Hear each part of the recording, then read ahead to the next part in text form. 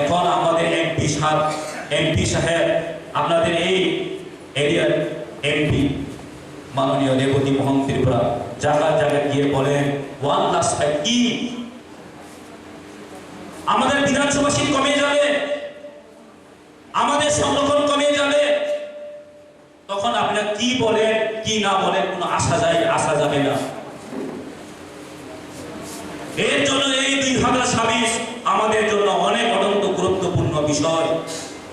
তার জন্য এই বুবাগরা বলেন 1+5 এই লাস্ট ফাইট আমাদের জিততে হবে, আমাদের লড়েও জিততে হবে, না হলে আমাদের অস্তিত্ব রক্ষা করা যাবে না। বন্ধুগণ, আপনি জেনে রাখুন আজকে আপনারা সবাই যুবক, আমাদের এই রেসপন্সিবিলিটিটা আমাদের যুবকরা নিতেই হবে। কারণ ভারতের ইতিহাসে এই যুবকের ইতিহাস অনেকগুলো আছে। ভারতের ফ্রিডম ফাইটার, আমরা যখন স্বাধীনতা সংগ্রামে আমনি বাংলায় যিনি শিখলাম তিনি বাসাই ফেলেনি জরা তিনি শিখলাতে লামা সোয়াক নগু তরনি জরায়া শিখলাতে তিনি ট্রাক্সাই তরনি জরায়া তিনি गोबां बाथ्रा जिनि सिग्ला बहायनो लामा बरे बिकज जों साइमानो जिनि सिग्लासे जिनि थिना the youth is the future of the back kata boleh bono the youth the backbone of the nation sigla rase jini samaj ni merudondo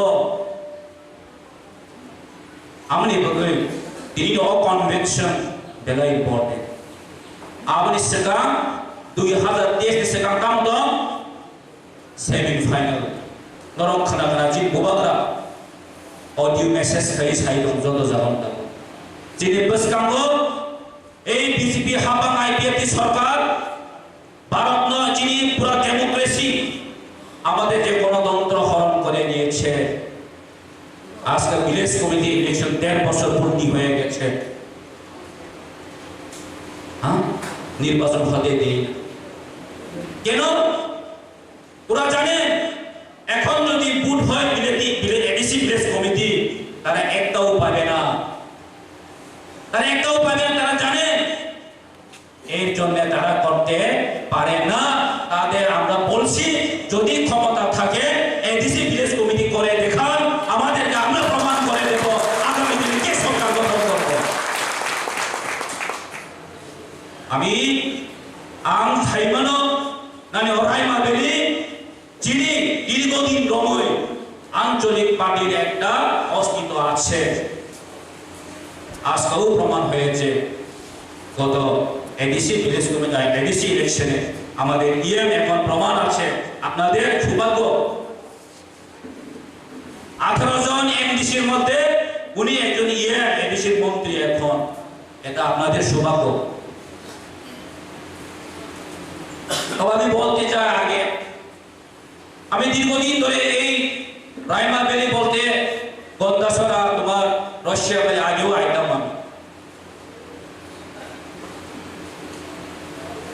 কিন্তু দুর্ভাগ্যজনক আমাদের ত্রিপুরা রাজ্য যদি বলতে গেলে এই রাইমা বেলি অঞ্চলটা কেন এত দুর্গম এখন অবস্থাতে আছে। আমি দেখেছি তোমার ভগীরথ থেকে শুরু করে ওয়ানাসাপাড়া থেকে শুরু করে রাস্তাঘাট এখনো হয়নি। রাশিয়া বাড়ি যাইতে রাস্তাঘাট কেন হয়নি? আমাদের এমপি মাঠে ময়দানে বলেন যে গ্রেটার ত্রিপুরা মানে কি, গ্রেটার ত্রিপুরার জন্য এডিসি কেন বিল পাস করেনি বলেন। আমি ওনাকে একটা কথাই জিজ্ঞাসা করতে চাই, উনি কি ভারতের সংবিধান জানেন না? এডিসি সরকার কি বিল পাস করতে পারে? হ্যাঁ, অ্যাসেম্বলিও বিল পাস করতে পারে না, বিল পাস করতে পারে পার্লামেন্ট। দিল্লিতে একমাত্র বিল পাস হয়। আমাদের যদি ক্ষমতা দেয় তাহলে আমরাও বিল পাস করে দেখাইব, আমরা এডিসিতে বিল পাস করতে দেব। ওনার যদি সাহস থাকে, ওনার যদি ক্ষমতা থাকে তাহলে পার্লামেন্টে গিয়া বলুন এডিসিতে বিল পাস করার জন্য অনুমতি নিয়ে আসুন। এডিসিতে ডাইরেক্ট ফান্ডের জন্য কথা বলুন। ওখানে আবার কথা বলতে পারে না, এখানে এসে কি বলে ত্রিপুরা প্রথার বিরুদ্ধে, এই রাজ্যে কুবাগরা মহারাজা প্রদত্ত কিশোর মানিকের বিরুদ্ধে কথা বলতে উনি একমাত্র জানেন। কাজেই আমরা সচেতন হতে হবে। আমি ওনার বিরুদ্ধে বলতে চাই না, কারণ এখন আমাদের অস্তিত্বের জন্য আমরা লড়াই করছি,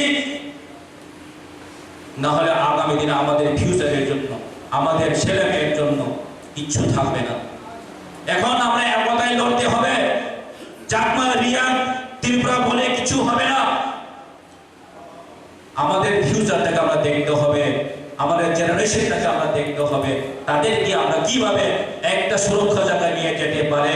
আমরা কিন্তু আজকে যদি চিন্তা না করেন, আগামী 10 বছরের পর আর সুযোগ পাবে না বন্ধুগণ। আগামী 10 বছরের পর আর সুযোগ পাবে না। এটাই আমাদের রাইট টাইম, এটাই এখন আমাদের সঠিক সময়। এখন আমরা একতাবদ্ধভাবে আমরা লড়তে হবে। একজনে যদি এখান থেকে পিছিয়ে যায়, আমাদের সাকসেস হবে না, আমাদের সফল হবে না। আমাদের যে গোল, আমাদের যে টার্গেট, যে গেদার টিপ্রালেন, ওইখানে আমরা কিন্তু পৌঁছাতে পারবে। আমি একটা কথা বলতে চাই, আপনারা এখন থেকে কে ক্যান্ডিডেট হবে, কে এমএলএ হবে, কে এমডিসি হবে, তাহা নিয়ে এখন চিন্তা করার দরকার নেই বন্ধু। আপনারা যদি বুবাগরাকে যদি বিশ্বাস করেন, বুবাগরাকে যদি আপনারা যদি ভালোবাসেন, তাহলে একটা বিশ্বাস রাখুন, একটা বিলিভ রাখুন যে আগামী দিনে এমএলএ কে হবে, এমডিসি কে হবে, বুবাগরাই ঠিক করবেন, বুবাগরাই দিবেন আপনাদেরকে। এটা নিয়ে কিন্তু আপনার বিশ্বাস থাকতে হবে। বুবাগরা আপনাদের জন্য খারাপের জন্য কোনোদিন করবেন। আপনি এটা বিশ্বাস করেন তো? না বিশ্বাস করেন তো? শুধু বুবাগরার নাম নিয়ে এখন বুবাগরা বলে থাকেন, কিন্তু বুবাগরা কি করতে চেয়েছেন, কি করবেন আগামী দিনে, তা নিয়েও আপনাদের কিন্তু মনে সন্দেহ থাকার কথা নয়। কাজে আমি এটাই বলবো, আগামী দিনে আমাদের ওয়াইটিএ স্ট্রংলি ভাবে আমরা কিন্তু কাজ করতে হবে। আমাদের ফিউচারের জন্য আপনারা সবাই এগিয়ে আসুন, একসাথে কাজ করুন।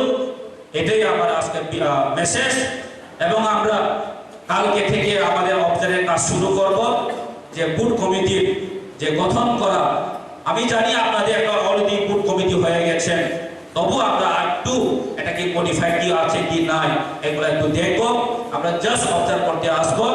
আমরা আমাদের প্রোগ্রাম কালকে গঙ্গানগরে একটা প্রোগ্রাম হবে, আর গন্দাসরাতে একটা প্রোগ্রাম হবে। 24 তারিখে আমরা রশিয়াবাড়িতে আমরা প্রোগ্রাম করব। আমাদের অবজারভার টিম অলরেডি 4 জন আছে, কালকে ওরা সবাই আসবে। আপনাদের সঙ্গে আবার দেখা হবে। ত্রিপুরা প্রথা লংলি, বুবাগরা লংলি, ওয়াইটিএফ, টিডব্লিউএফ লংলি বলে এখানে আমি বক্তব্য শেষ করছি। Thank you.